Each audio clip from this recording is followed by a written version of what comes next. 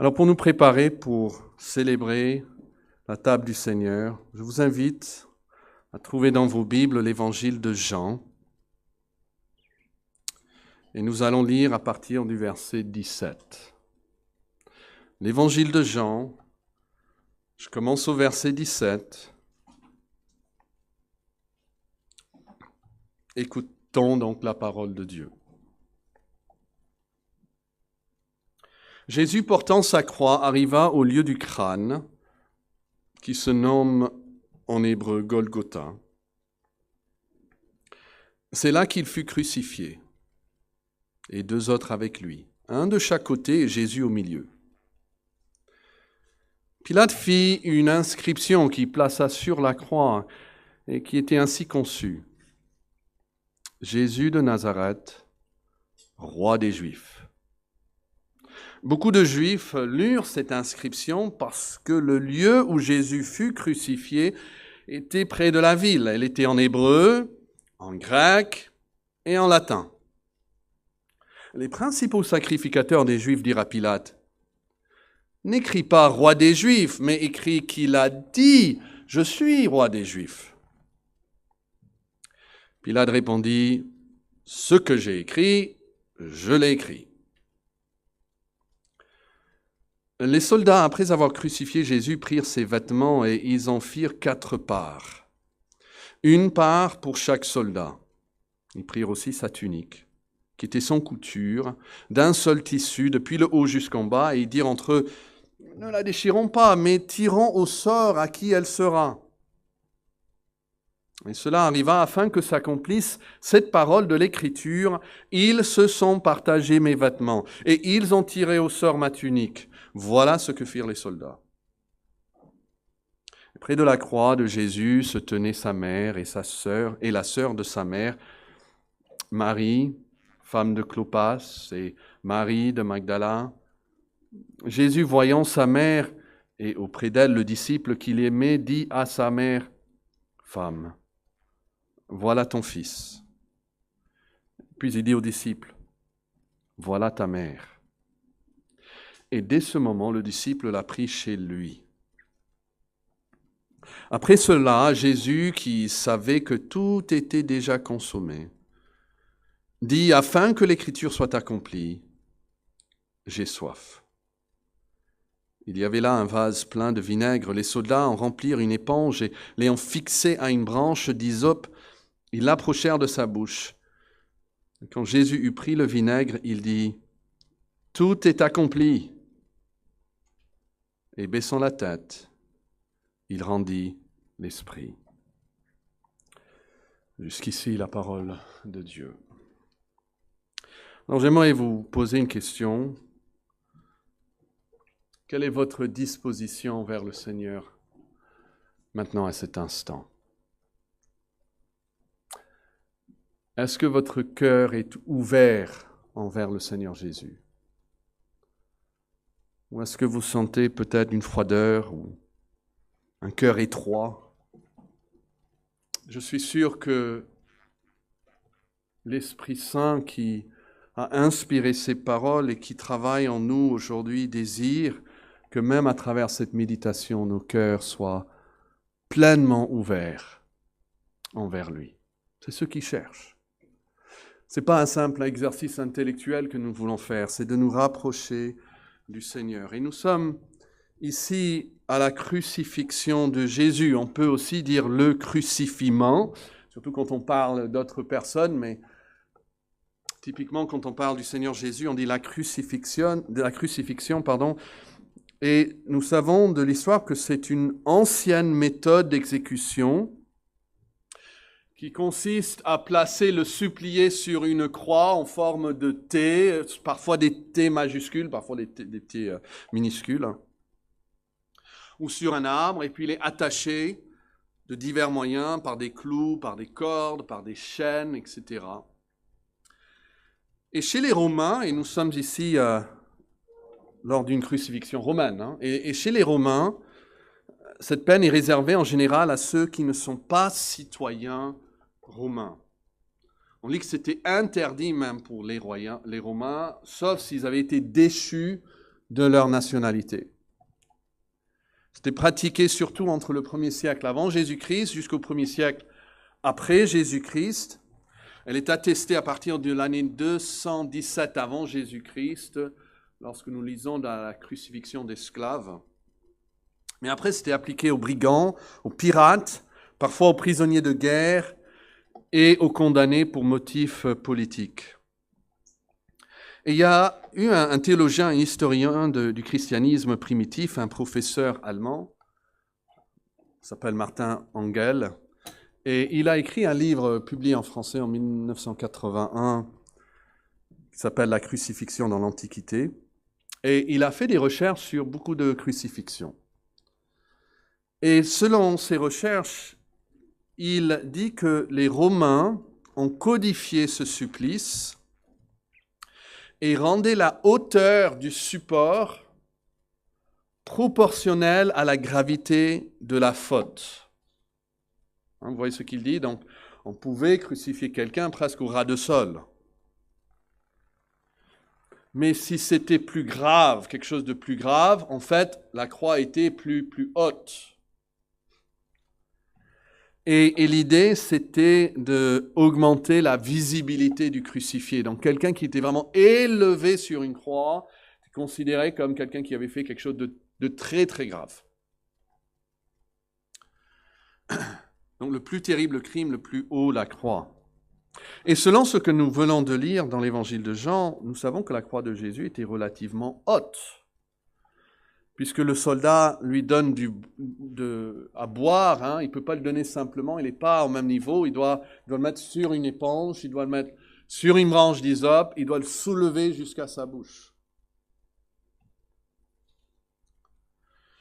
Et donc, on peut présumer que ça suggère que la faute de Jésus était considérée plus grave même que les autres. Ce n'est finalement que Constantin qui a supprimé la crucifixion comme pratique en Rome. Mais imaginez un peu l'horreur de ce que c'est d'être crucifié. Et avec toute cette horreur, c'est impressionnant que l'Écriture a très peu à dire à ce sujet. On pourrait imaginer que le Saint-Esprit, qui voulait attendrir les cœurs envers Jésus, pourrait faire grande chose en fait de la souffrance physique de Jésus sur la croix. Pourrait nous donner des détails de sa souffrance. Mais remarquez Jean 19, versets 17 et 18. Jésus portant sa croix, arrivait au lieu du crâne qui se nomme en hébreu Golgotha, et c'est là qu'il fut crucifié. C'est tout ce que l'Évangile nous dit. Il fut crucifié. Et le seul aperçu que nous avons un peu dans l'expérience de Jésus, ici en Jean, c'est lorsqu'il crie « J'ai soif ». On comprend que la crucifixion lui a donné une grande soif. Mais même ça, Jean nous dit qu'il a dit pour qu'elles s'accomplissent les Écritures. Et puis au verset 30, vous avez Jésus qui crie « Tout est accompli ». C'est le seul vraiment détail que l'on trouve dans l'évangile de Jean par rapport à sa supplice, par rapport à sa douleur physique. Mais il y a des choses dans le texte, on voit que l'auteur se donne beaucoup de mal à nous faire remarquer. Vous pouvez les souligner si vous avez votre Bible. Notez le verset 24, où il parle, les soldats parlent, ne la déchirons pas, mais tirons au sort à qui elle sera. Et puis, que dit Jean ici? Cela arriva afin que s'accomplisse cette parole de l'Écriture. Vous pouvez souligner cette phrase. Et puis, regardez le verset 28. Après cela, Jésus, qui savait que tout était déjà consommé, dit, et quelle est la phrase? Afin que l'Écriture soit accomplie. Notez le verset 36. Ces choses sont arrivées, pourquoi? Afin que l'Écriture soit accomplie. Et encore le verset juste après, verset 37. Et ailleurs, était la langue de la religion, grec était la langue de la philosophie et latin la langue de la loi. Mais dans toutes les langues parlées, à l'époque, nous trouvons cette identification. Cet homme est roi, le roi des Juifs. Donc ça sert à identifier qui est cette personne, mais ça sert aussi à le distinguer, ou si vous préférez le différencier des deux autres. Comme nous avons vu, il y a 3 personnes, mais ils n'ont pas tous le même écriteau. On ne sait pas s'il y avait des écriteaux sur les 2 autres, mais on est sûr et certain que ce n'était pas ce qui était écrit au-dessus de la tête de Jésus. Sur lui seul est écrit « Jésus de Nazareth, roi des Juifs ». Et le verset 18 de notre texte nous dit qu'il y avait un à un côté de lui, l'autre à l'autre côté, et qu'il était au milieu. C'est là qu'il fut crucifié, les 2 autres avec lui, un de chaque côté, et Jésus au milieu. Alors, qui étaient ces 2 autres hommes? Luc et Marc précisent qu'ils étaient des voleurs. Luc dit qu'il s'agissait de criminels. Donc des voleurs, des criminels, probablement des meurtriers. Peut-être c'était écrit au-dessus d'eux. Criminels, voleurs. Et Jésus va souffrir avec eux. Et je vous invite de garder votre place, mais de trouver un verset en Luc 22.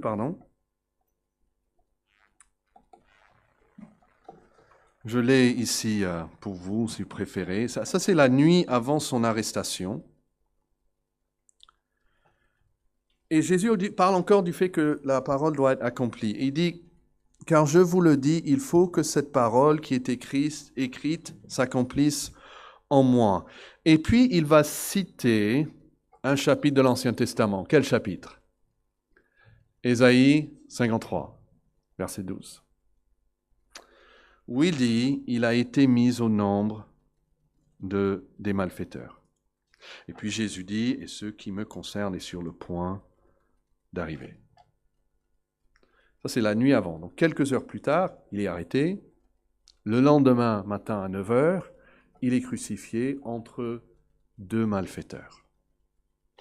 Il est, dans un sens, nombré parmi les malfaiteurs. En voyant de loin, on pourrait dire, il y a combien de malfaiteurs? 1, 2, 3. On aurait pu compter facilement. Jésus est un des 3.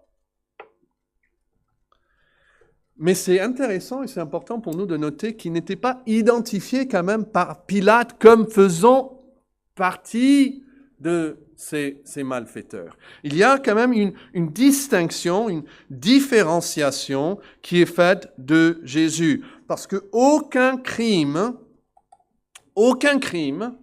est associé à Jésus dans sa mort. Il n'est pas dit qu'il est voleur. Il n'est pas dit qu'il est blasphémateur, ce qu'auraient bien aimé les Juifs. Il n'est pas dit qu'il a fait la révolte contre le gouvernement. Il dit simplement qu'il est roi des Juifs. Et vous pouvez imaginer que c'était une insulte pour les dirigeants juifs. C'est pour ça qu'il demande à Pilate de changer l'écriture. Non, vous ne crucifiez pas notre roi. Ils avaient dit plus tard, nous n'avons pas d'autre roi que César. Et Pilate dit, non. Si je le crucifie pas pour ce qu'il a dit, mais pour ce que je l'estime être votre roi. Et Pilate est en train d'abaisser le peuple juif, de se moquer du peuple juif. C'est une insulte pour eux. Mais les gens qui passent, ici il nous dit dans notre texte il y avait beaucoup de passants, ils voient les criminels, les 2 criminels, ils voient entre eux quelqu'un qui est dans un sens identifié aux autres, mais distingué aussi des autres. Et quand ils lisent ce qu'il a fait ou ce qu'il est, ils lisent simplement qu'il est là comme roi des Juifs. Ça, c'est la providence de Dieu. Et qu'est-ce que ça signifie pour nous aujourd'hui? Eh bien, que le monde saura, pour toujours après, que ce que Pilate a dit plutôt, il avait dit 4 fois même, à 4 reprises, il a dit « Je ne trouve aucun mal en lui. »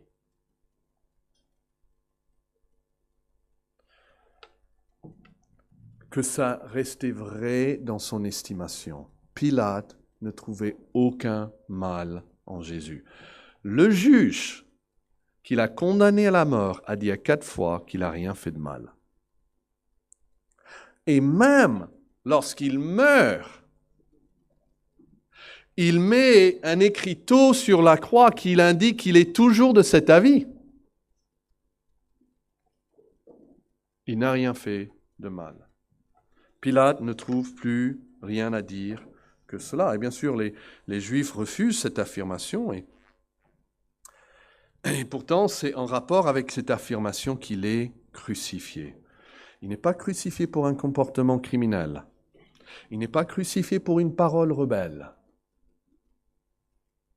Il n'est pas crucifié parce qu'il a dit qu'il ne faut pas payer les taxes à César. Pilate atteste qu'il est crucifié parce qu'il est roi. Et ça nous amène à notre troisième, dernière considération, que cette inscription à cet emplacement déclare l'Évangile. Et là, nous voyons quelque chose que Pilate certainement n'a pas saisi lui-même.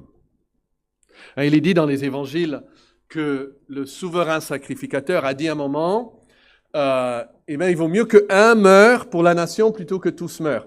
Et la Bible ajoute, il ne savait même pas ce qu'il disait, mais ça venait de l'Esprit Saint qu'il a dit ça.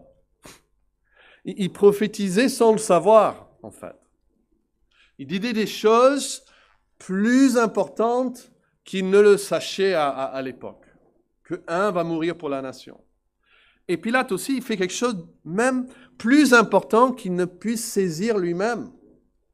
Il faut imaginer, il faut penser à cette inscription, à cet endroit-là. Où est-ce qu'il est? Il est dénudé. Il est crucifié. Il est en train de mourir. En train de donner sa vie.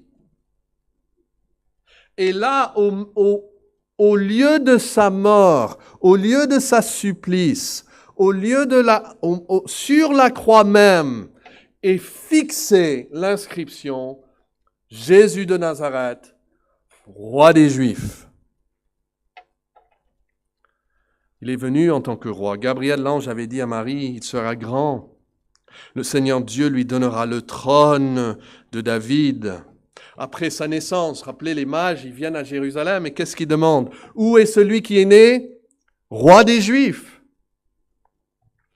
Jésus prêche et dans sa prédication, il y a plus de 80 références dans les évangiles au sujet du royaume. Le royaume de Dieu ou le royaume des cieux.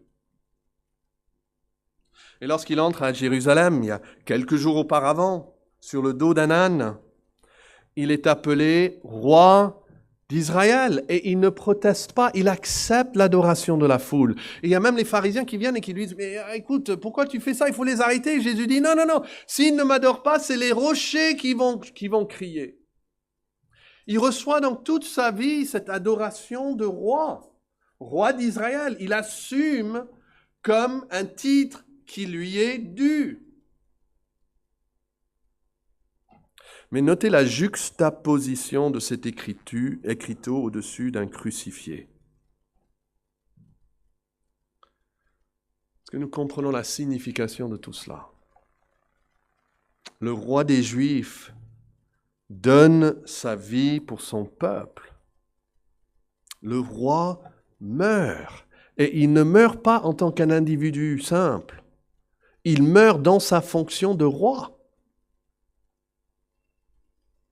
Quand le roi Louis XVI est arrêté, Louis XVI c'est le dernier roi de l'Ancien Régime, l'ancien roi est jugé comme un citoyen ordinaire. On appelle désormais citoyen capé. Il a refusé ce nom. Il a dit, c'est pas mon nom, c'est un nom d'un de mes ancêtres. Et en fait, lors de son procès devant toute la convention, comme c'était appelé, on l'appelait simplement Louis. Il y a un Louis parmi nous, mais imaginez que vous êtes le roi et on vous appelle Louis. Et Louis est guillotiné le lundi 21 janvier 1793 à Paris, place de la Révolution. Actuellement, on appelle place de la Concorde. Mais il est exécuté en tant que simple citoyen sous le nom de Louis Capet. Mais pour Jésus-Christ, c'est le contraire.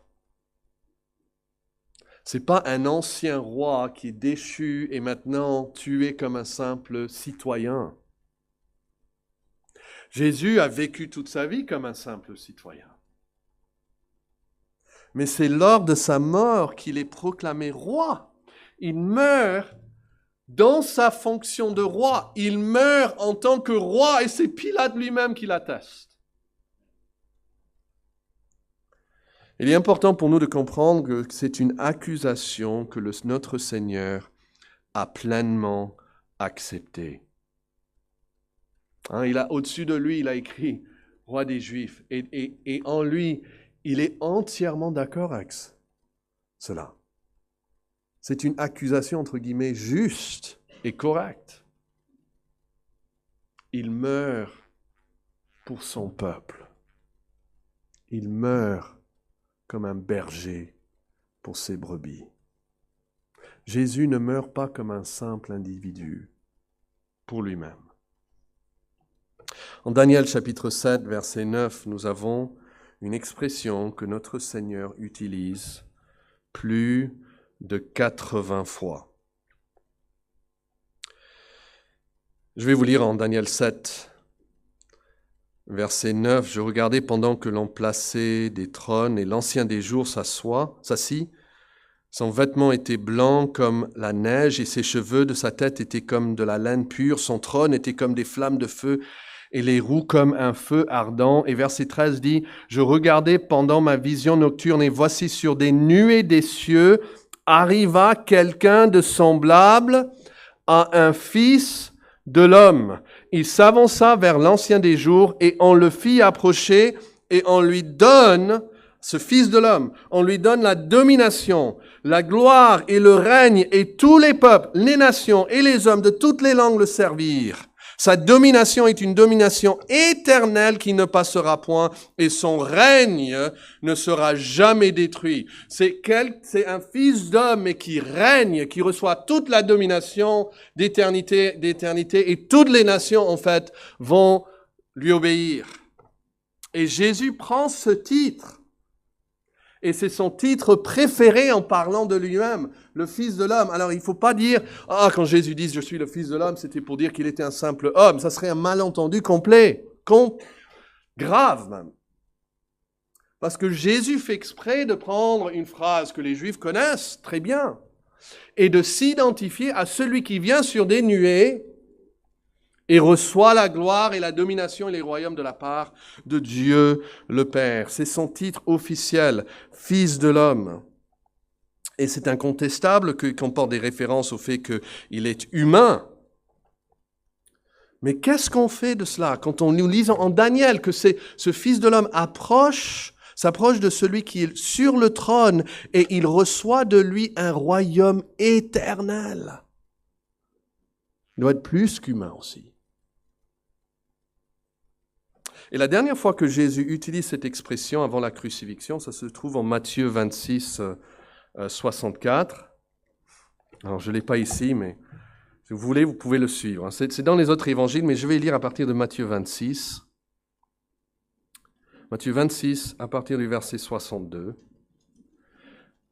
Jésus, c'est lors de son procès, juste la nuit avant sa mort. « Et le souverain sacrificateur se leva et lui dit, « Ne répands-tu rien ? Qu'est-ce que ces hommes déposent contre toi ?» Jésus garda le silence. Et le souverain sacrificateur, prenant la parole, lui dit, « Je t'adjure par le Dieu vivant de nous dire si tu es Christ, le Fils de Dieu. » Et là, Jésus est complètement honnête et clair. Notez ce qu'il dit, verset 64. Jésus lui répondit, « Tu l'as dit. » Et de plus, je vais dire même quelque chose de plus. Je vous déclare que vous verrez désormais le Fils de l'homme assis à la droite de la puissance de Dieu et venant sur les nuées du ciel. Ici, presque mot à mot, le verset en Daniel 7, verset 13. Et il dit, c'est moi, hein, et vous verrez moi en tant que fils de l'homme venant sur des nuées pour faire quoi? Daniel nous dit, pour recevoir la domination sur toute la terre et les royaumes, un royaume éternel. Et vous le verrez de vos yeux. Et c'est le lendemain à 9h qu'il est crucifié pour cela. Pour cela. Et après sa résurrection, quand il vient à ses disciples, notez ce qu'il leur dit en Matthieu 28. Quand ils le virent, ils l'adorèrent, mais quelques-uns eurent des doutes. Et Jésus s'étant approché, leur parla ainsi. Pour ceux qui avaient des doutes et pour tout le monde. Tout pouvoir. Et c'est un mot qui peut être traduit aussi toute autorité. Okay? C'est un mot pour pouvoir dans le sens physique, oui, mais aussi légal. Hein? Avoir le droit, on dit, de faire quelque chose. Toute autorité m'est donnée. Ou, c'est cette image encore en Daniel. Il reçoit du Père la domination sur tout. Et donc il dit, tout pouvoir, toute autorité m'a été donnée. Mais dans quel domaine? Eh bien, dans le ciel et sur la terre. Est-ce qu'il y a d'autres domaines que cela? Non. Partout. Et allez, faites de toutes les nations des disciples, les baptisant au nom du Père, du Fils et du Saint-Esprit, ce que nous allons faire tout à l'heure, et enseignez-leur, notez ce que Jésus dit, à observer, pas seulement à connaître intellectuellement, mais il faut leur enseigner à observer tout ce que je vous ai prescrit. Est-ce que Jésus assume une autorité absolue sur ses disciples, oui ou non? C'est clair que oui. C'est clair que oui. Et voici, je suis avec vous tous les jours jusqu'à la fin du monde. Donc, il est avec nous, hein, celui qui demande notre soumission. Alors, je vous demande, mes amis, est-ce que vous tenez compte de cela? C'est-à-dire, quelle que soit votre culture, quelle que soit votre éducation, si aujourd'hui on devait partir en Asie, en Afrique, aux Amériques, pays du Nord, du Sud, on a l'obligation de leur enseigner à observer tout ce que Jésus a prescrit. Il assume l'autorité sur toutes les cultures, sur toutes les nations. On ne peut pas dire « je suis l'exception ». Il n'y a pas d'exception ici.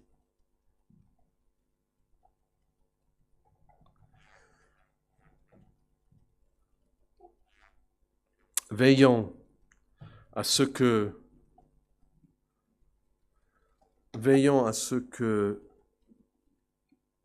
nous-mêmes nous connaissions le Christ comme notre roi et que son royaume soit établi dans nos cœurs.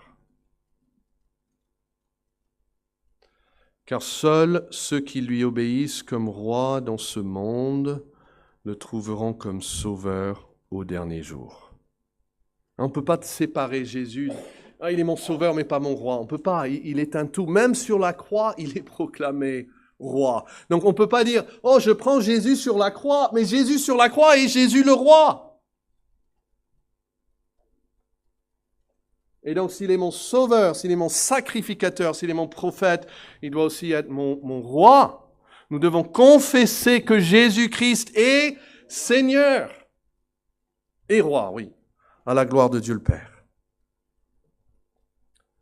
Nous devons confesser que il est roi de nos vies. Et ce n'est pas le salut par les œuvres, hein, il faut bien me comprendre ici. C'est un changement de disposition. C'est ce que la Bible appelle la repentance. Je change ma position et ma disposition envers le Seigneur. Nous reconnaissons que nous avons suivi notre propre voie et ça, c'est l'essence même du péché. Mon péché, le cœur, si vous voulez, de mon péché, c'est pas que j'ai fait X, Y ou Z, mais ce que j'ai fait ce que je voulais. J'étais comme une brebis qui suivait ma propre voie. Ça, c'est l'essence de mon péché. Je suis par nature rebelle. Et en tant que rebelle, je fais peut-être de belles choses, mais je demeure rebelle dans mon cœur. Et je confesse ça au Seigneur. Et cela ne signifie pas, écoutez-moi bien, que nous venons à Christ après nous être débarrassés de notre propre péché. Pas du tout. On vient avec lui, à lui tel que nous sommes avec toute notre lacune, tous nos péchés. Mais cela signifie, en fait, que nous acceptons que ce qui s'est passé sur la croix est vrai, que c'est mon roi qui est mort pour moi. Et on pourrait dire comme un de ces deux malfaiteurs, nous souffrons à juste titre. Les gens disent, si à Dieu, pourquoi je souffre comme ça? Pourquoi c'est arrivé à moi? Le chrétien, il dit, moi je mérite beaucoup plus que ça. Quand je souffre, c'est à juste titre.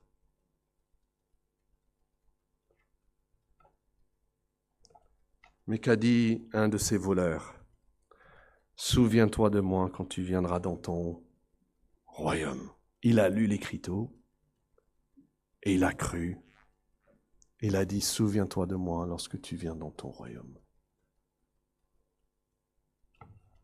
Il n'avait pas la capacité de compenser tout le mal qu'il avait fait. Il ne pouvait pas se faire baptiser, il ne pouvait pas aller à l'église, il ne pouvait pas donner de l'argent. Il était là cloué littéralement à une croix. Il va mourir dans quelques minutes. Qu'est-ce qu'il peut faire pour se sauver? Et pourtant Jésus lui dit, aujourd'hui tu seras avec moi au paradis. Quelle grâce que Dieu nous montre. Et tout pécheur qui fait cela a la même assurance que Jésus-Christ a donné à ce larron. Tu seras avec moi au paradis. Et j'aime bien comment il termine le verset 22 là, où Pilate dit, ce que j'ai écrit, je l'ai écrit. C'est comme s'il dit aux Juifs, vous ne pouvez pas changer la réalité de la chose. Vous voulez bien dépeindre différemment, mais c'est fait, c'est une finalité, vous ne pouvez rien faire. Vous savez, nous allons tous arriver un jour et nous allons reconnaître qu'en fait, Jésus-Christ est Seigneur. Et on ne peut pas changer la réalité. Et la Bible dit en Philippiens 2 que tout genou, en fait, va s'agenouiller devant lui. Toute langue va confesser que ce Jésus crucifié est Seigneur à la gloire de Dieu le Père. Ce sera un fait accompli. Vous ne pourrez rien changer. Mais pour beaucoup, ce sera trop tard. C'est maintenant, mes amis, aujourd'hui, le jour du salut. Aujourd'hui, le jour de grâce. Car demain ne vous est pas promis. Venons donc à lui. Ô Dieu, nous te louons de ce que Christ est allé jusqu'à la mort. Ce sachant roi, sachant qu'il avait la capacité de faire appel à son Père, il lui enverrait des légions d'anges. Il a accepté de souffrir, de porter nos péchés. Et quelle grâce nous est offerte aujourd'hui de ce qui peut être notre Sauveur. Ô Dieu, tu connais les cœurs qui sont endurcis, les cœurs qui persistent à choisir leur péché et qui résistent à ta grâce. Ô que ton esprit puisse attendrir leur cœur pour qu'ils viennent comme ce criminel sur la croix à côté de Jésus, qui viennent dans la repentance et dans la foi, qui demandent le pardon et le salut. Et ô Dieu, nous savons déjà que tous ceux qui viennent à Christ ne seront jamais